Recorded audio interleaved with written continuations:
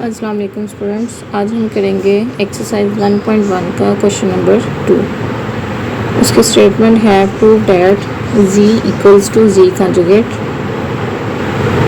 If and only if z is real. If and only if मैंने उसको इसलिए पढ़ा है क्योंकि IFF लिखा हुआ है। इसका मतलब है हम पहले जो है सपोज करेंगे z इक्वल है z कंजुगेट के, फिर हम ये शो करेंगे कि z जो है वो रियल है। इस तरह सेकंड पार्ट में हम ये जो है सपोज कर लेंगे z जो है वो रियल है और शो करेंगे कि z इक्वल है z कंजुगेट की।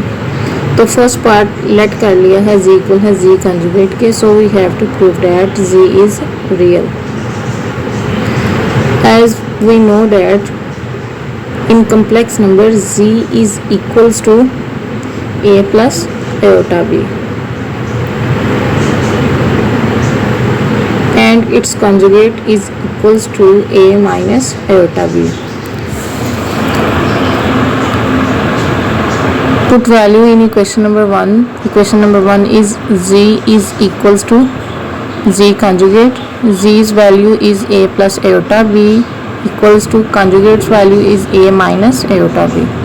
सारी वैल्यूज़ को इस तरफ ले आए, a इस तरफ आकर माइनस हो जाएगा, a minus A plus iota B, और जो माइनस एटा बी है वो भी इस तरफ आकर प्लस हो गया। अब a और माइनस ए एक दूसरे को कैंसिल कर देंगे, इन दोनों को ऐड कर दें, एटा बी प्लस 2 एटा बी, 2 एटा दूसरी तरफ जाके डिवाइड होकर ख़त्म हो जाएगा और b इक्वल आ जाएगा 0 के। चूँकि z तो इक्वल था a प्लस एटा बी के और b की वैल्यू 0 हो गई है, इसका मतलब है z जो है वो सिर्फ a के इक्वल है। रियल पार्ट इसका बच गया। This implies that z is a real number.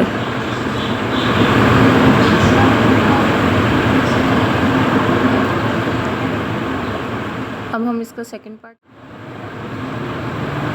उसको लिखेंगे conversely.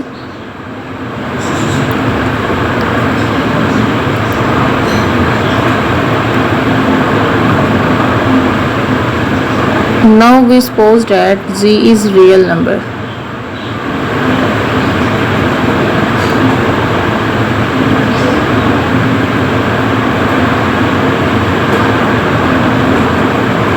And we have to show that z is equals to z conjugate.